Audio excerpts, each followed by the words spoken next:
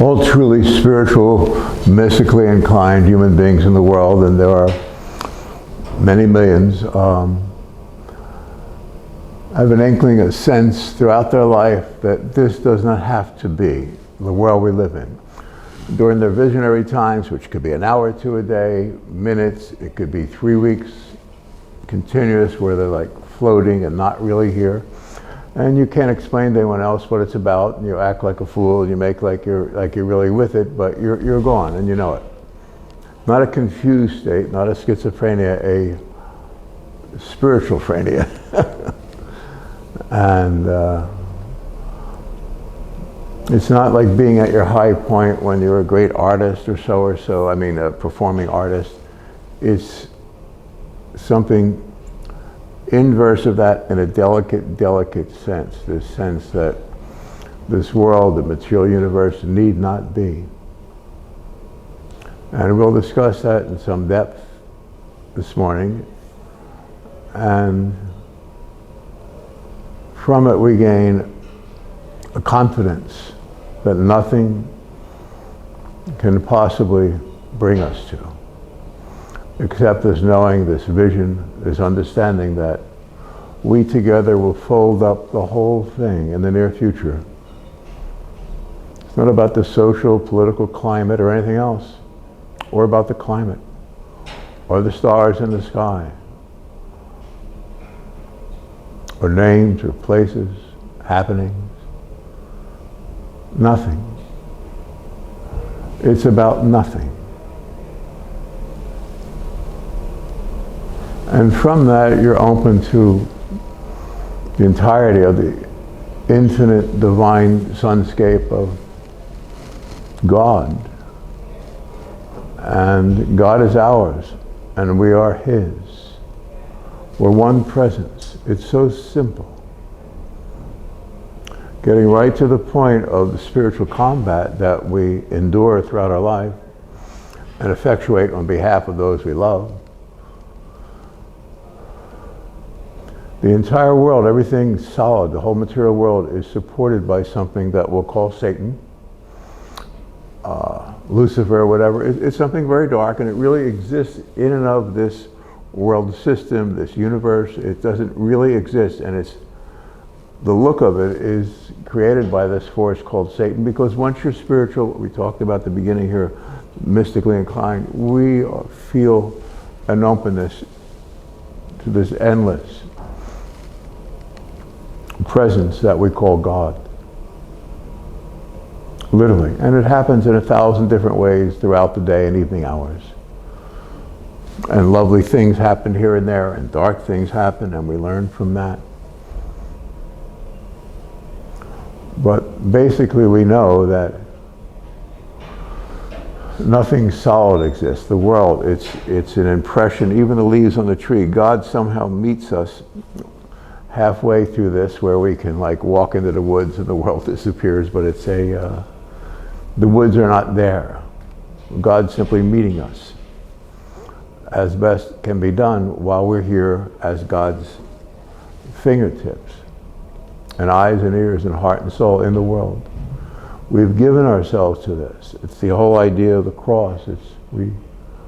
We're hanging here while we're here, all of us. It's not a pleasant place to live out your life. Though we love, we care, we raise a family, we achieve great artistic endeavor like my buddy here, Greg, we have those points to keep reminding us, but basically in spiritual meditation, as we'll talk about right now, this spiritual sense of seeing that the world itself is the face of Satan. And Satan uses it in 1,000 different ways, sometimes every minute, to get to us, to get under our skin, to confuse two people. And there are not two people. That's why when you have true love, or you feel your mom's love, or your pet, it's that when something is that clean, everything else disappears. And in deep reflection, contemplation, meditation, with a pure intent, the world simply doesn't exist. There's just this lightness, this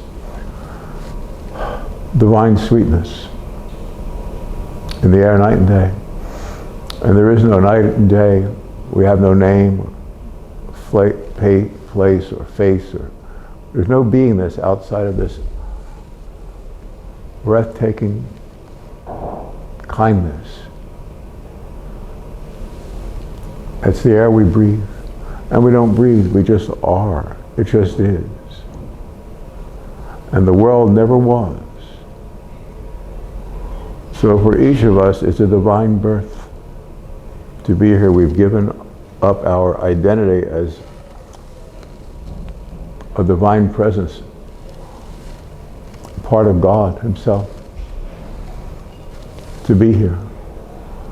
We go through this thing called conditioning from a child on. You can remember in your little child, how open and free you were. You could run out in the field with your friends and play and be happy. And if it snows, we run outside, or a little drizzle, and everything is, there's an openness. And then the more conditioning we get, the more closed in we get, and we can't run through the fields. We do it, but it's there's a cost. But when you attain to true spirituality, meaning remembering why you're here, and it's not because you did anything wrong, you gave yourself to this. So when we let go of our conditioning, which happens right now and every moment, we were never born. We will never die. We have a pure consciousness. And we can look through the whole thing on our own. Then the words, the time, the people, the occasions will happen where we will express this to one another, and together we'll walk off in the eternal fields of clover.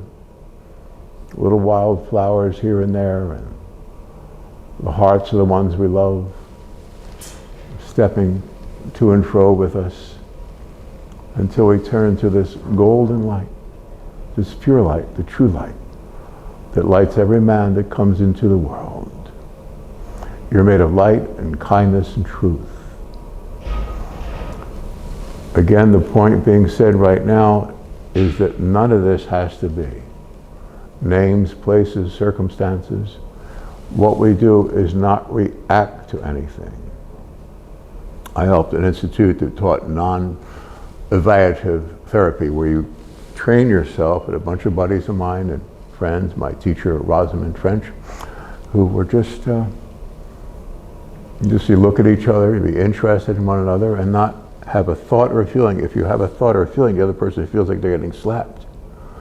So the more spiritual you are, the more meditative, and you train yourself to do this, and then you ask each other questions without reacting to it, and that closes that communication cycle, and from beginning to end, the world didn't exist. Just everything that happened was translated to a higher place. So if you don't react, if you look at Satan, as I'll do now, without reacting, then the world disappears. It's like every now and then you see someone that's truly evil. They have that hawk eye. You know what I'm saying? It's people can be confused, and you have a dust up with a buddy or a friend or a lover, and that's one thing. But I'm talking about those times you see that hawk eye, that you know that's pure evil. A buddy of mine was the body double for the Incredible Hulk. And he was big and tough and a cop, and one time we asked, like, were you ever afraid of anyone?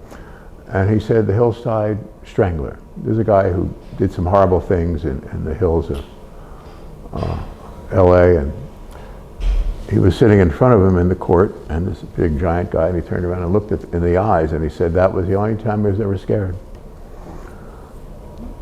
There is pure evil. And the point is, if we don't react to that, this whole thing will fold up. Your life will open up. People you thought had different bad interchanges with, they'll be on your side all of a sudden without an explanation. Or little buttons you have about this or that or the other will be gone. Your body won't bother you. Your those that passed, like my mommy, she's always with me because she was completely spiritual and I am, so she's here. My sister Marlena, it's like we're still like little kids running around the steps in South Philadelphia like 70 years ago, whatever. And all is well with those I know that are spiritual. They're with me all the time. And although I'm alone, I'm completely locked in. I'm making a stand for God where I am. I'm not going anywhere, doing anything. I don't do anything online. I've never been on a computer. Although I'm involved to help many people, their businesses, I'm just quiet. You don't have to do anything, go anywhere, be anyone, prove anything. Never prove anything. Just a little more quiet, a little less reactive to anything in your environment. Find ways or different words. I mentioned Ramana Maharshi last week, and so people like that, the things they said are so mystical and true, but they seem too simple. But if you sit quietly in the presence, all those words will break down your conditioning and just feel free and open, like an eagle flying into the great deep blue of the sky. You were not meant to suffer. You took it on voluntarily.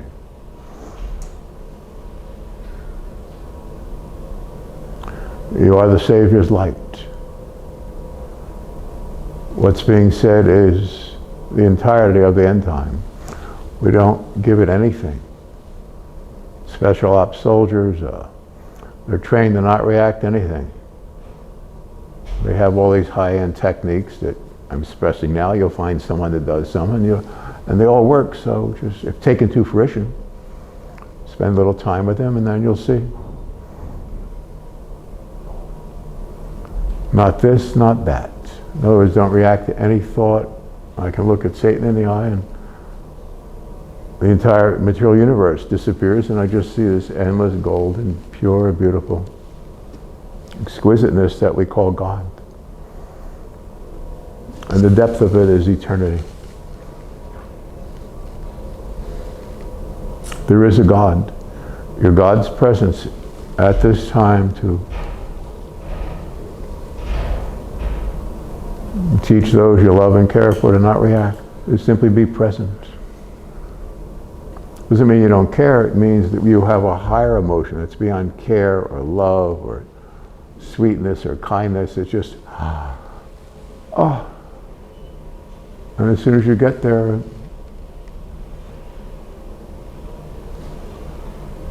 becomes 1,000,000,000 times more than that. That's what God is. That's what you gave up to be here. You can now climb down from the cross.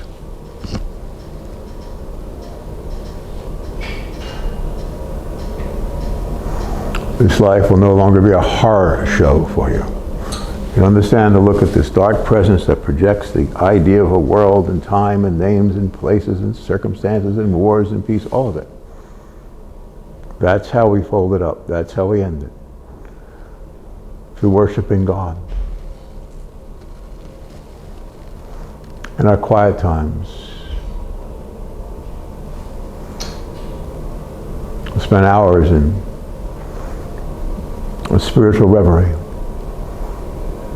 I've certainly spent days or weeks or months at different times when I had the opportunity to just drift.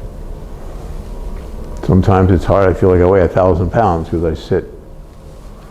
I'm saying this for all of us that feel these different things at different times. You just sit quietly and you're just nothing to do, nowhere to go, nothing to think, and all of a sudden, oop, it was 3 hours. But the point is not even to think about hours or time or places or beingness or bodies or good or evil. It's just an isness.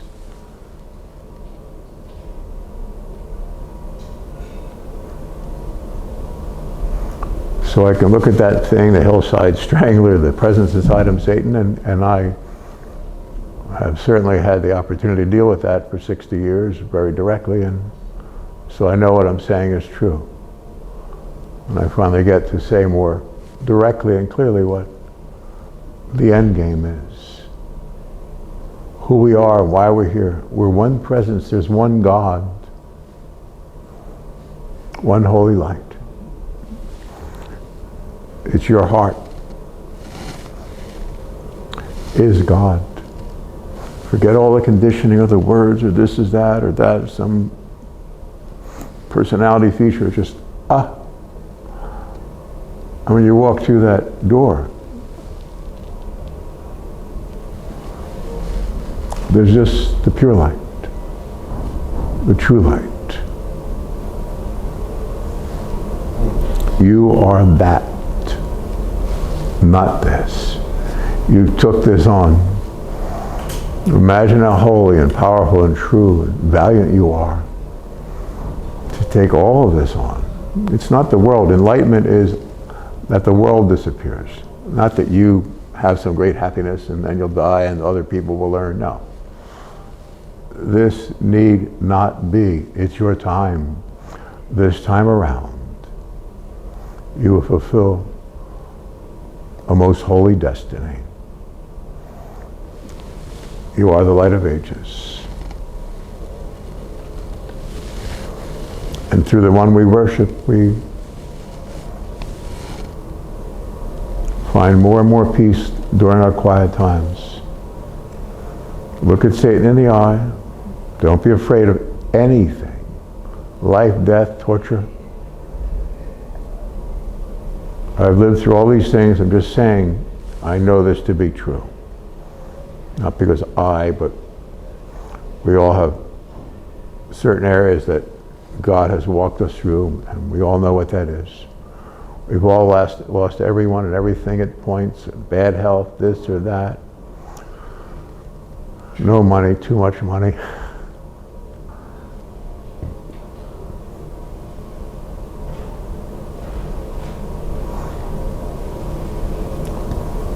Please never again allow the dark force to even make you shudder for a moment. Look at the hillside strangler in the eye. The evil perpetrators of history. Look at Satan himself in the eye.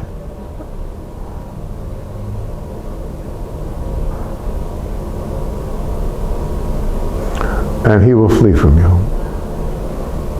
The devil fears one righteous soul more than 1,000,000 blind believers. Be righteous, be quiet, be aware, be kind, be true. And everyone will love you. It's quite extraordinary. Make your stand. Be available to all decent souls. You're turning back into God, into Godness. There's one God. We're His.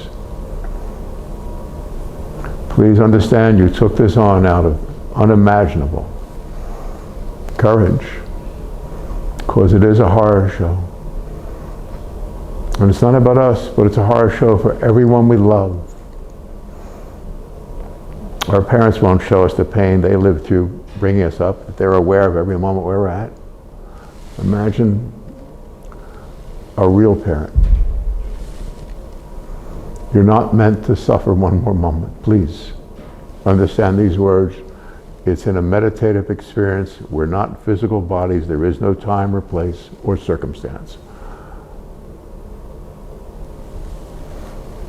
Those couple books I wrote that are on here, whatever, you can get them, have all this in great detail, but I know they would not be understood without hearing and sensing the fact of it. It's throughout the Holy Bible, but it's so transcendent of thinking we're really here that that's the problem. Paul said the Bible was written in a mystery. The mystery was that you have to be spiritual to understand what's being said. You're spiritual. You understand what was just said. The purity of your intent is God's instrument to end all the calamity, all the madness, all the pain, all the sorrow. You understand?